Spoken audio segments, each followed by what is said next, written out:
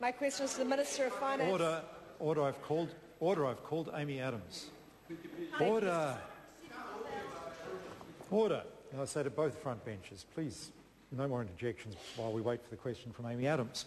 Thank you, Mr. Speaker. My question is to the Minister of Finance and asks, what are the objectives of the Budget 2010 tax package? The Honourable Bill English. Mr. Speaker, the main objective of the Budget 2010 tax changes is to foster faster economic growth. It does this in several ways. Across the board cuts to personal tax rates will help families by giving them the incentives to get ahead under their own steam, will also attract and retain skilled New Zealanders in this country.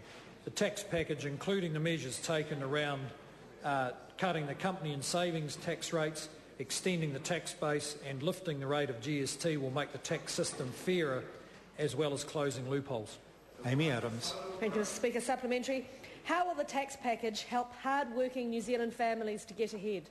The Honourable Bill English. Well, Mr. Speaker, it will leave more cash in the hands of those hard-working New Zealanders to give them more choices and better incentives. Under the changes, 73% of income earners, those earning less than $48,000 a year, will now face a top statutory income tax rate, excluding tax credits, of 17.5% or less. For those near the top of this income range, the tax rate has almost halved from 33 cents in the dollar just 2 years ago to 17.5 cents today. Amy Adams. Supplementary question, Mr. Speaker. How will the tax package make New Zealand's tax system more internationally competitive? The Honourable Bill English. Mr. Speaker, the shift in the tax system will help attract and retain the skilled workers this economy needs. Before this tax package, on a straight dollar-for-dollar basis, all Australians earning up to $228,000 a year were paying less tax than New Zealanders on comparable incomes. This package reduces that figure to about $55,000 a year.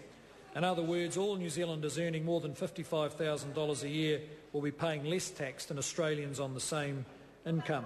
The cut in company tax rate from 30 to 28% means that our headline rate reaches 28 cents sooner than in Australia. This will help lift investment and create jobs. Amy Adams. Has the Minister seen any reports of support for dropping the top personal tax rate to 33% and dropping the company rate to 28%? The Honourable Prime Minister. Mr. Speaker, I have seen a number of reports, including one where I quote the words, "This allows New Zealanders to keep more of their own money." I've seen another report about dropping the company rate, which will, quote, "create an environment in which enterprises can succeed, both New Zealand enterprises and those that are attracted from overseas." Those statements were both made in 1988 by Phil Goff when he implemented those tax measures. Question number 6, the Honourable David Cunliffe. Mr.